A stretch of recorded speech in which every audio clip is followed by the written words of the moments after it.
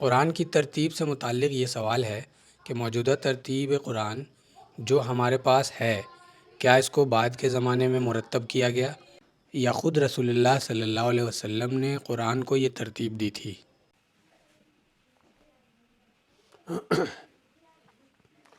دیکھیے، قرآن جو ہمارے پاس موجود ہے یہ کتاب کی صورت میں موجود ہے، لیکن اللہ تعالیٰ کے پاس سے یہ قرآن اسی طرح کتاب کی صورت میں ہمارے پاس ریویل نہیں ہوا ہے۔ اسی طرح کتاب کی صورت میں ریویل نہیں ہوا ہے۔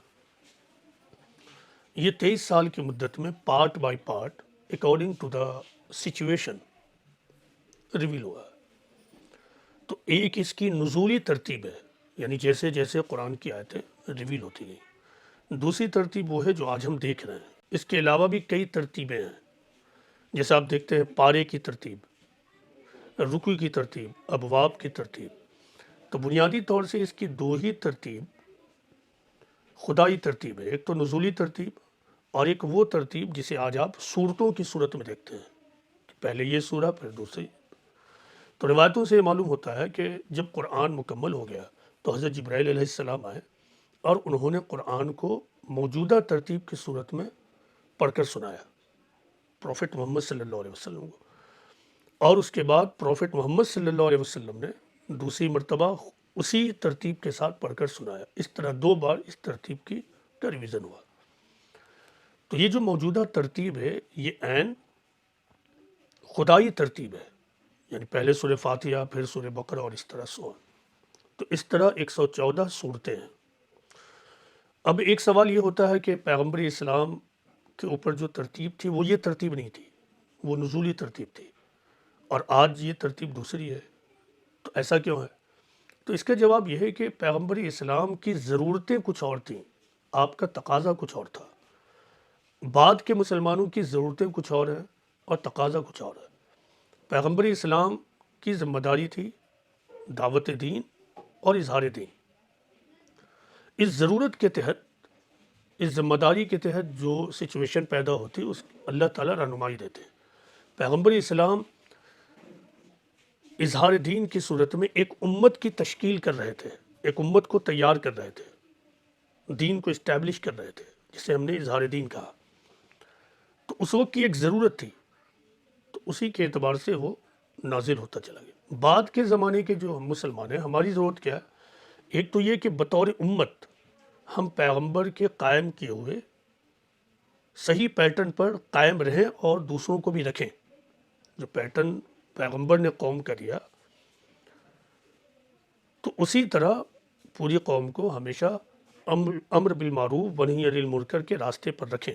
اور دوسرا خدائی پیغام کی توسیع، ایکسپینشن، یعنی خدا کے پیغام کو تمام انسانیت تک پہنچانا، یہ ہماری ضرورتیں ہیں۔ تو ہماری ضرورتوں کے تحت یہ ضروری تھا کہ ہمیں، یعنی ہم اب ایک قوم ہو گئے ہیں، تو ایک قوم کے ناطے یہ ضروری تھا کہ ہم پہلے اپنے سے، ہم سے پچھلے زمانے میں جو قومیں گزریں ان کے کچھ واقعات اور ان کی زندگی ہمارے سامنے آ جائے۔ تو آپ دیکھیں سورہ بقرہ، سورہ فاتحہ جو ایک دعا ہے، اور اس کے فوراً بعد سورہ بقرہ میں مومن کسے کہتے ہیں، سچے مومن کون ہیں، اور پھر بنی اسرائیل اور یہودیوں کی تاریخ بیان ہوئی اور اس میں خدائی تعلیمات کا ذکر ہے۔ تو یہ ہماری ضرورتیں تھیں، یہ ہماری ضرورتیں تھیں۔ تو اس طرح یہ جو ترتیب ہے آپ دیکھیے گا کہ کہیں مکی صورتیں ہیں، کہیں مدنی صورتیں ہیں۔ تو ہر گروپ آف صورت میں آپ مارک کیجئے کہ پہلے مکی صورتیں شروع ہوئی پھر مدنی صورتیں شروع ہو جاتی ہیں۔ تو آج کے قاری قرآن کے لیے وہ زیادہ قابل فہم بن جاتا ہے۔ اس کے علاوہ جیسے 30 پارہ کا ڈویژن، تو جب تراویح کا نظام قائم ہوا تو حفاظ جو تھے 30 دن میں 30 پارہ پڑھنا ہے، تو اپنی آسانی کے اعتبار سے 30 پاروں میں وہ تقسیم کر لیا گیا۔ اسی طرح رکوع کا معاملہ ہے، اسی طرح ابواب کا معاملہ ہے، اسی طرح موجودہ زمانے میں پیراگراف کی بھی تقسیم ہوئی ہے۔ جو مفسر قرآن ہوتے ہیں وہ چند آیتوں کا ایک گروپ لیتے ہیں جو مفہوم کے اعتبار سے ایک ہے، تو ایک پارہ کا ترجمہ کرتے ہیں، پھر دوسرا پیراگراف لیتے ہیں، پھر تیسرا پیراگراف۔